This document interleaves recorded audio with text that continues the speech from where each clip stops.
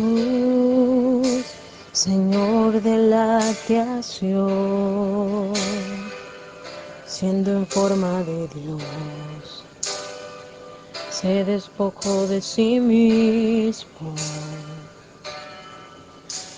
tomó la semejanza del hombre y siendo puro y sin manchas, entre nosotros vivió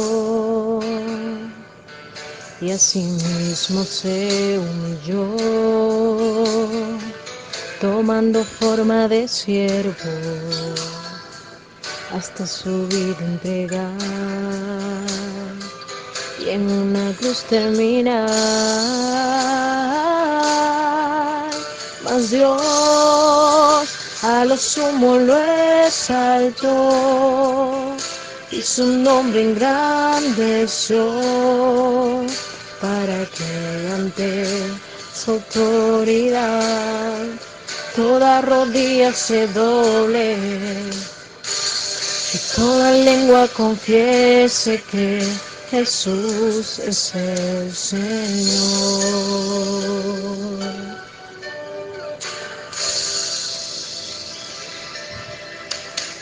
Jesús, Señor de la creación, siendo en forma de Dios, se despojó de sí mismo, nos tomó la semejanza del hombre y siendo puro y sin mancha, entre nosotros vivió y asimismo se humilló, tomando forma de siervo, hasta su vida entregar y en una cruz terminar. Mas Dios a lo sumo lo exaltó y su nombre engrandeció, para que ante su autoridad toda rodilla se doble y toda lengua confiese que Jesús es el Señor.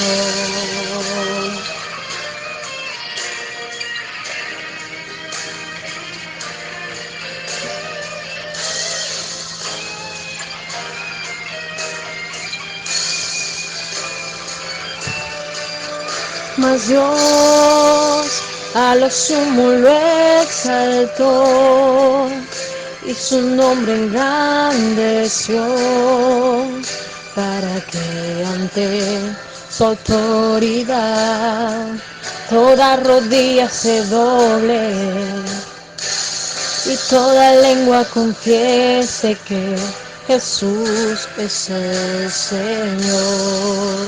Mas Dios a lo sumo lo exaltó y su nombre engrandeció, para que ante su autoridad toda rodilla se doble y toda lengua confiese que Jesús es el Señor. El Señor, el Señor, el Señor,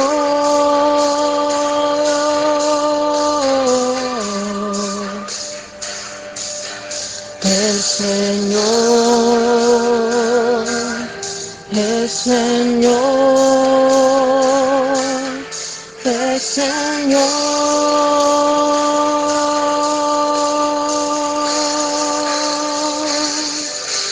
El Señor, Señor, el Señor, el Señor, el Señor.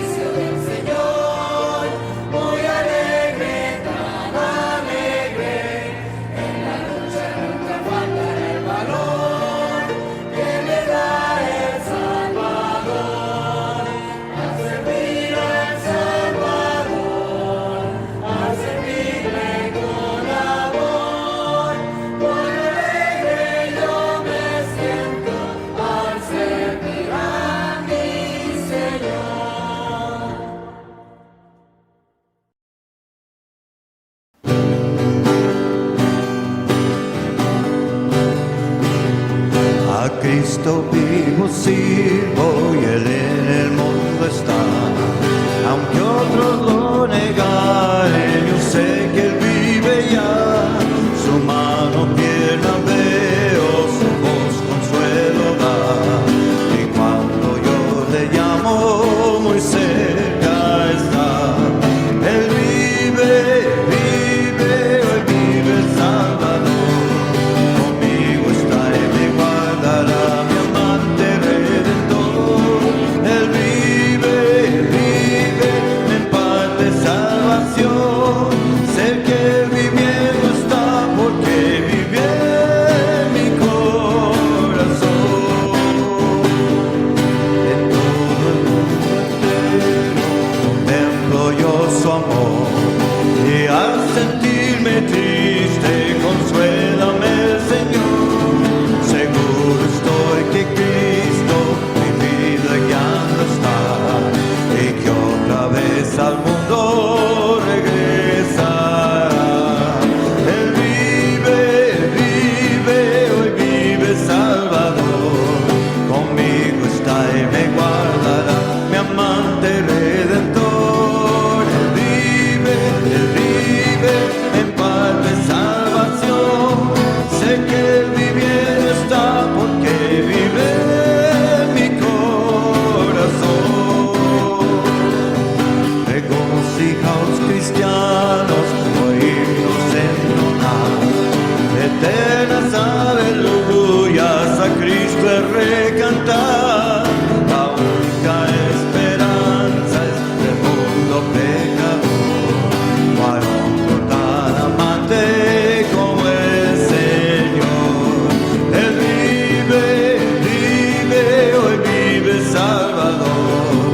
Conmigo está y me guardará, mi amante Redentor. Él vive, vive, en paz de salvación. Sé que Él viviendo está porque vive en mi corazón.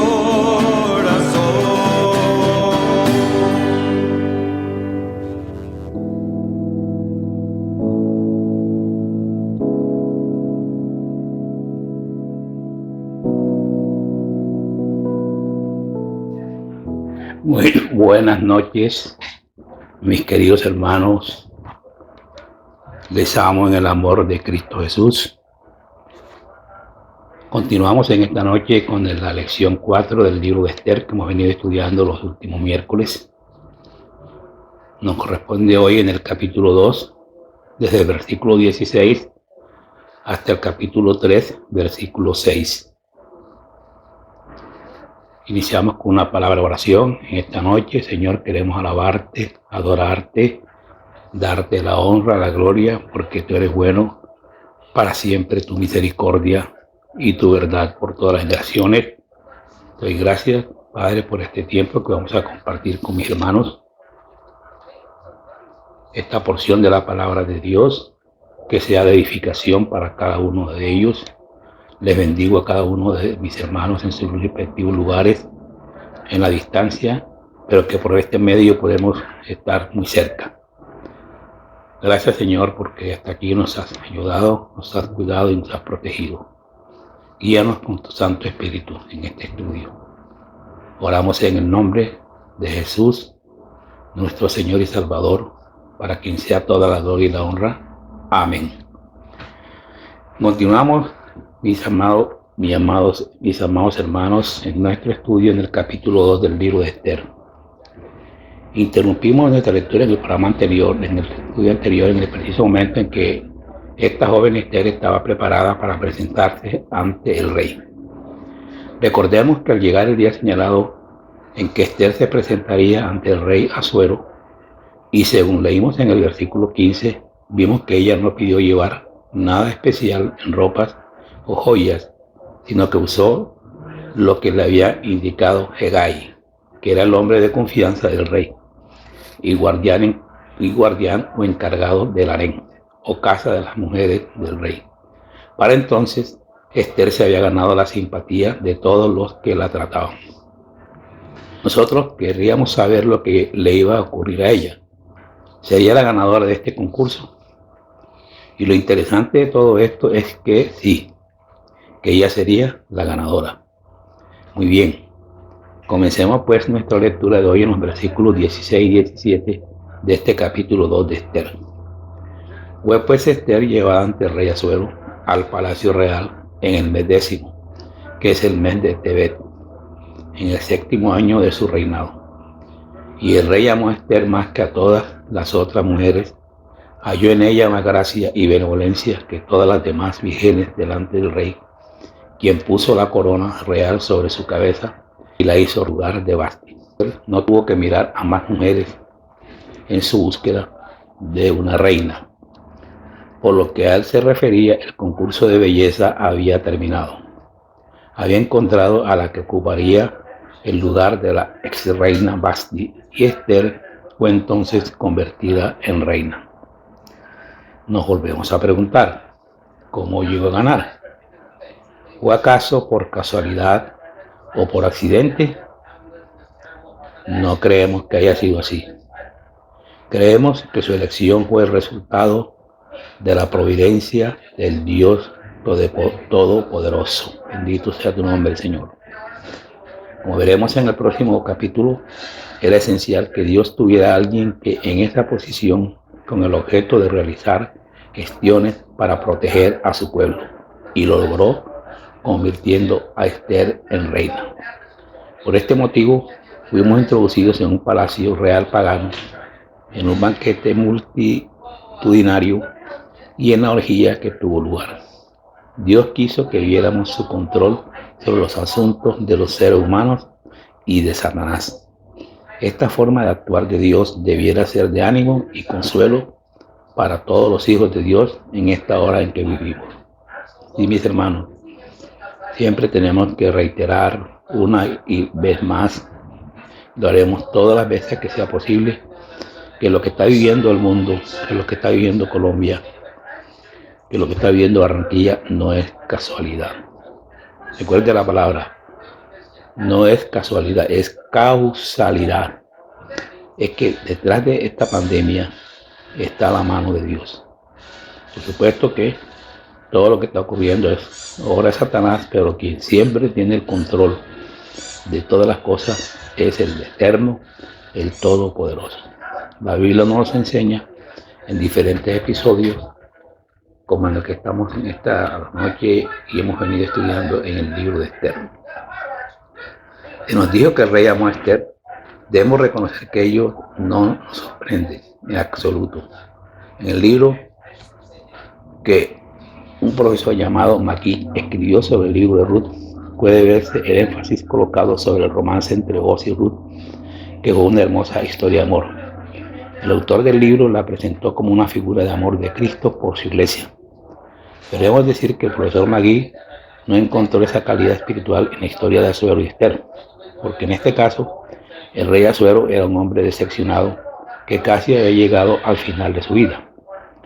Era un rey anciano casado con una joven encantadora. Se trataba de un rey pagano que no tenía en absoluto el conocimiento de lo que el amor real a Dios podía significar para una pareja.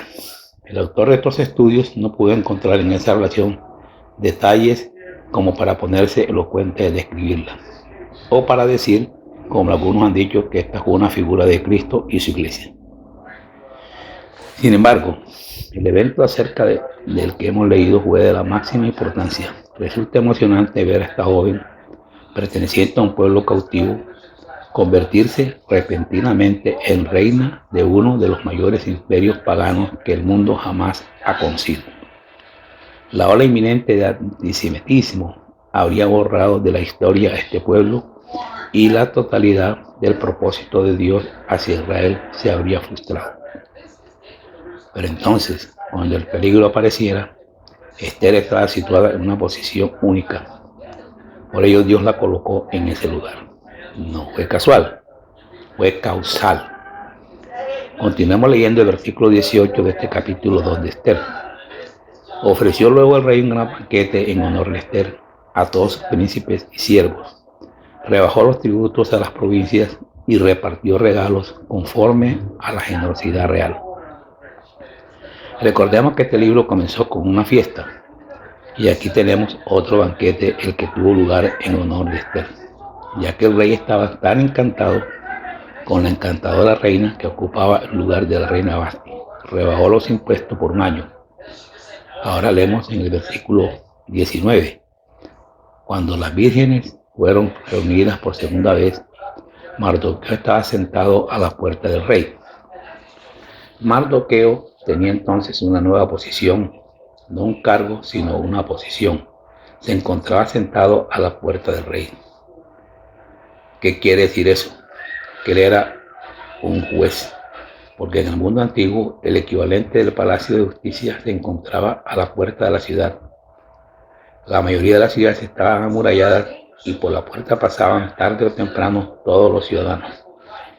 La Corte de Justicia se reunía en la puerta de la ciudad y no en un edificio situado en una plaza de la ciudad. Recordemos que en el libro de Ruth fue a la puerta de la ciudad donde Booz presentó su caso legal. También en el libro de Génesis, el patriarca Lot se sentó a la puerta de la ciudad, lo cual significaba que se había dedicado a la política en Sodoma y había conseguido que le nombraran juez. Pensando en Mardoqueo, ¿no resulta interesante ver que cuando Esther se convirtió en reina, se nos dice que Mardoqueo era un juez sentado a la puerta de la ciudad? Eso es un nepotismo, o sea, colocar a familiares en cargo. No sabemos si Mardoqueo fue nombrado juez a causa de su capacidad o porque Esther se lo sugirió el rey. Es que este libro es muy humano y algunos aspectos de la política no han cambiado mucho, ¿no es cierto? Todos habremos oído hablar alguna vez sobre el tráfico de influencias. Continuemos leyendo el versículo 20. Esther le había mandado a Mardoqueo. No había revelado su nación ni su pueblo, pues Esther le hacía lo que Mardoqueo, como cuando él la educaba. Aquella joven era una persona extraordinaria. Aun cuando estaba casada con el rey, recibía instrucciones del hombre que la había criado. Creo que Mardoqueo es uno de los personajes destacados de la Biblia, a quien no se le ha dedicado mucha atención. Aparentemente era un hombre de una capacidad notable. En este momento sucedió algo que pareció extraño. Sin embargo, es de este incidente que depende todo el libro. Como alguien ha dicho, Dios hace girar las grandes puertas sobre pequeños goznes. Una vez más, vemos la providencia de Dios. Él se estaba moviendo aquí detrás de la escena. Leamos entonces los versículos 21 al 23. En aquellos días, estando Mardoqueo sentado a la puerta del rey, Bigtán y Teres, 12 eunucos del rey que vigilaban la puerta, estaban descontentos y planeaban matar al rey Asuero. Cuando Mardoqueo se enteró de esto, le comunicó a la reina Esther, y Esther lo dijo al rey en nombre de Mardoqueo. Se hizo la investigación del asunto y resultó verdadero. Por tanto, los dos eunucos fueron colgados en una horca y el caso se consignó por escrito en el libro de las crónicas del rey. Este es un incidente interesante. Mardoqueo estaba sentado a la puerta de la ciudad. Las multitudes entraban y salían por la puerta. Entonces se escuchó la conversación entre dos hombres y cuando yo mencioné el nombre del rey, escuchó con mayor atención para saber de qué estaban hablando. Y descubrió que estaban tramando asesinar al rey. Así que Mardoqueo le hizo llegar a Esther la noticia de este complot. Esta era una escena familiar. Un potentado oriental escondido entre columnas, hablando con otras personas y tramando algo en contra del rey. De hecho, en la corte oriental eran comunes las intrigas. Parecía haber siempre alguien que ambicionaba el cargo del rey. La nueva posición de Mardoqueo le colocó en un punto apropiado para poder escuchar lo que se tramaba. Después de que Mardoqueo le informó a Esther sobre el plan que había para matar al rey, ella se lo dijo a su marido. La investigación realizada confirmó que las noticias eran correctas y los conspiradores fueron arrestados. No tuvieron que pasar por un largo juicio, porque el rey ordenó que fueran ejecutados en la horca. Esto es un castigo para disuadir a otros que pudieran tener las mismas intenciones de conspirar contra el rey. Y todo este incidente fue debidamente registrado en presencia del rey en los registros reales, es decir, en los libros en los que se escribía la historia del reino de Persia. Es interesante notar aquí una omisión. Mardoqueo no fue recompensado o reconocido por su acción. No se dice que hubiera recibido una medalla ni una condecoración. Supongo que muchas veces le dio vueltas a este asunto, preguntándose por qué había sido ignorado. Como veremos más adelante, al llegar al capítulo 6, versículo 1 al 3, hasta el mismo rey se sorprendería muchísimo de que el gesto de la talla de Mardoqueo, que le había salvado la vida, no hubiera sido recompensado debidamente. Por ello nos preguntamos, ¿por qué fue pasado por alto en este incidente de tanta importancia? Escucha bien, mi hermano, es que Dios estaba controlando toda la situación y dirigiendo el curso de los acontecimientos. Llegamos ahora a Esther capítulo 3, versículos 1 al 6. El tema de este capítulo gira alrededor de Amán y el antisemitismo. Este es un capítulo que en la vida de un judío se ha duplicado muchas veces en la historia, y cuando uno lo lee casi puede sustituir el nombre de Amán por el de Faraón o por lo de otros líderes que han tenido entre sus prioridades el promover el antisemitismo. Desde que Israel se convirtió en una nación en la tierra de Egipto hasta el presente, nunca ha habido un periodo en el que no ha existido un movimiento en alguna parte del mundo para exterminarlos. Leamos los versículos 1 de este capítulo 3. Después de estas cosas se engrandeció Amán, hijo de Amedata, el ageo, lo honró y puso su autoridad por encima de la de todos los príncipes que estaban con él. Aquí tenemos a un hombre llamado Amán. Él fue uno de una larga lista que por mucho tiempo han llevado a cabo una campaña de antisemitismo. Fue ascendido por el rey a una posición que correspondería al cargo actual de primer ministro. Era un descendiente de Agag. Si nos dirigimos a 1 Samuel 15:8, veremos que Agag era de la familia real de los amalecitas. Saúl debía haber obedecido a Dios y destruido a los agageos.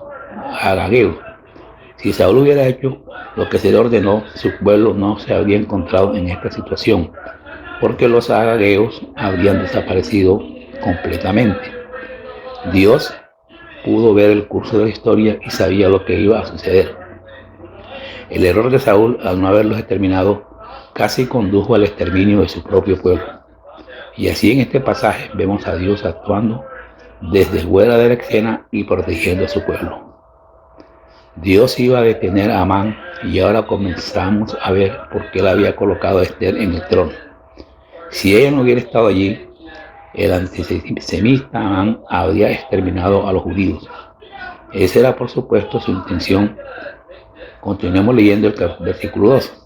Todos los siervos del rey que estaban a la puerta de Israel se arrodillaban y se inclinaban ante Amán, porque así lo había mandado el rey, pero Mardoqueo ni se inclinaba ni se postraba. Aquí vemos que el rey había informado que tenía un nuevo primer ministro. Todos tenían que inclinarse ante él y reconocer su posición. Y hemos visto que Mardoqueo era un juez en la puerta de la ciudad. Tenía un cargo político, lo cual significa que era uno de los funcionarios del reino y que tenía que inclinarse ante Amán.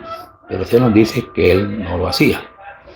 Y en esta actitud de no querer reverenciar a Amán, comenzamos a ver el lado positivo de Mardoqueo. Imaginamos que todos los demás lacayos del servicio real se postraban cuando Amán pasaba frente a él. Por ello vemos por primera vez a la mano de Dios comenzando a actuar en la vida de Mardoqueo. Claro que alguien podría decir, pero él estaba viviendo fuera de la voluntad de Dios. ¿Cómo podía Dios actuar en un caso como este? Él tenía que haber regresado a su tierra. Esta afirmación es correcta. Por razones personales no había regresado, pero siendo un judío, su lugar estaba en Palestina. Está claro que él estaba al margen de la voluntad de Dios, pero él estaba aún reconociendo a Dios. Aunque en ningún lugar del libro de Esther le vemos apelando a Dios, él reconocía a Dios. ¿Sabe usted, mi hermano, por qué llegamos a esta conclusión? Lo voy a responder enseguida. La ley de Dios dada a los judíos era explícita. No debía inclinarse ante nada ni ante nadie. Y así cuando Amán, después de su ascenso, se acercaba a todo aquel que tuviera un cargo político, se inclinaba ante él, excepto un hombre Mardoqueo, y realmente su actitud era muy evidente, ya que era el único hombre que permanecía en pie. Mardoqueo y Esther no habían sido suficientemente fieles como para regresar a Jerusalén, pero estaban dispuestos a poner en peligro su vida para salvar a su pueblo. Continuemos leyendo los versículos 3 y 4. Entonces los siervos del rey que estaban a la puerta real preguntaron a Mardoqueo: ¿por qué desobedeces el mandato del rey? Así le hablaban cada día, pero él no los escuchaba, debido a lo cual le denunciaron a Amán para ver si Mardoqueo se mantendría firme en su dicho, pues él ya les había manifestado que era judío. Al ser preguntado por qué no se inclinaba ante Amán, Mardoqueo reveló por primera vez que era judío. Hasta ese momento no se lo había dicho a nadie. Y recordemos que había pedido a Esther, cuando entró en el concurso de belleza, que nadie supiera a qué raza pertenecía, incluso su marido. El rey no lo sabía. Pero en este momento Mardoqueo explicó que por ser judío no podía inclinarse ante Amán. Al reconocer su origen racial, él estaba hablando de su religión. Él solo adoraba a Dios, al Dios verdadero y vivo, y no se inclinaría ante ningún ídolo, ni ninguna imagen, ni ante ningún hombre. Él había sido enseñado en los términos que encontramos en Deuteronomio capítulo 6, versículo 4, que dice: escucha, oh Israel, el Señor es nuestro Dios, el Señor uno es. Él tenía que declarar ante el mundo antiguo, el mundo de la idolatría, la unidad de la divinidad. En la actualidad, en un mundo donde se ha difundido el ateísmo, tenemos que proclamar la Trinidad, Padre, Hijo y Espíritu Santo. Mardoqueo adoptó una actitud firme y a partir de ese momento los demás sabrían por qué. En el mundo de aquella época, el judío era conocido como un adorador del único y verdadero Dios. Así que por primera vez Mardoqueo adoptó una posición firme junto a Dios que le iba a costar mucho. No creemos que él pensó que su postura tenía tanta trascendencia como para conmover a todo su pueblo, pero reconoció que probablemente le costaría su cargo e incluso su vida.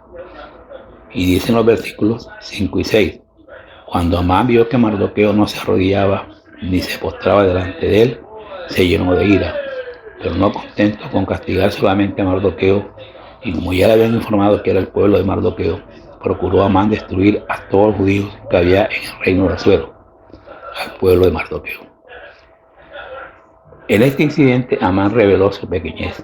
Tendría que haber ignorado a Mardoqueo. A medida que Mardoqueo estaba comenzando a destacarse como un hombre de Dios, este hombre Amán comenzó a sobresalir como un hombre de Satanás. Lo primero que observamos en él es su mezquindad. A través de toda esta historia vamos a absorber su escaso valor como ser humano. Más tarde en este relato lo veremos lamentarse ante su esposa y amigos porque Mardoqueo no se inclinaba ante él. Aquí se revelaba su verdadera personalidad, al permitir que la actitud de una sola persona le inquietase tanto como para convertirse en una verdadera obsesión. Amán iba a intentar hacer algo terrible, iba a tratar de destruir a todos los judíos que vivían en el reino del suelo.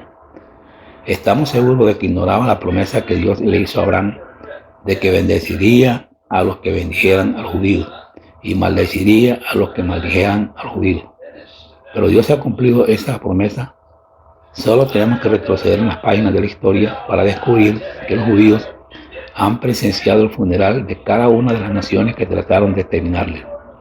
Es que Dios ha prometido proteger a su pueblo, a pesar de que ese pueblo ha mostrado su ingratitud alejándose de él. El hecho de que aún no se haya sido exterminado es en sí mismo milagroso, porque Dios mismo les ha preservado. Y lo veremos hacerlo aquí en el libro de Esther. En nuestro estudio de hoy hemos conocido a otro personaje peculiar. Se trata de Amán, el que fue promovido por el rey a una alta posición en el gobierno del reino. Su naturaleza, dominada por una gran ambición, le impedía disfrutar de los honores que recibía porque había alguien que le ignoraba y su orgullo no podía soportar ese desaire. Su actitud nos recuerda la insatisfacción permanente de los seres humanos que nunca se sienten realizados o completos con lo que tienen. Su afán desmedido previene de que ninguna de esas cosas puede satisfacer a las personas. Su deseo de acumular bienes, llamado codicia, constantemente es precisamente una de las características de esta sociedad de consumo. El espíritu del ser humano no se satisface y el haber apartado a Dios de su vida, su búsqueda constante de una satisfacción permanente, debe concentrarse en una constante preocupación por adquirir y acumular los bienes materiales. Así el hombre y la mujer sienten en su interior como un hambre, como una sed que no puede saciarse, y ante la imposibilidad de encontrar saciedad recurren a prácticas o productos que destruyen su mente y su cuerpo. El Evangelio de Juan 6 nos muestra al Señor Jesucristo predicando ante una multitud que había saciado su hambre física. En aquella ocasión, Él se ofreció a sí mismo para saciar su hambre y su sed espiritual y le dijo: yo soy el pan de vida, el que a mí viene no tendrá hambre, y el que en mí cree en mí nunca tendrá sed. Amado hermano, por su sacrificio en la cruz a favor suyo y por su resurrección, el Hijo de Dios es el único que puede convertir esa satisfacción en su propia experiencia personal, en una vivencia permanente de plenitud que por la obra del Espíritu de Dios le permitirá recibir las bendiciones divinas, afrontar la adversidad y disfrutar aquí en esta tierra de la esperanza y realidades fuera de la vida eterna. Si el hombre se aparta de Dios, como está ocurriendo en el día de hoy, nunca va a encontrar la verdadera dimensión de la vida. Nunca va a entender el verdadero propósito para el cual fue creado. Y siempre tratará de hacer las cosas que en su cosmovisión ve. Nunca va a entender que la palabra de Dios nos recuerda en Mateo 6:33: busquen primeramente el reino de Dios y su justicia, y las demás cosas vendrán por añadidura. Palabra de Dios. En esta noche, Señor, damos gracias por las palabras, Señor, que hemos recibido. Que esta palabra sea la que nos edifique, que nos recuerde, Señor, que tú eres el Dios de ayer, de hoy y por los siglos.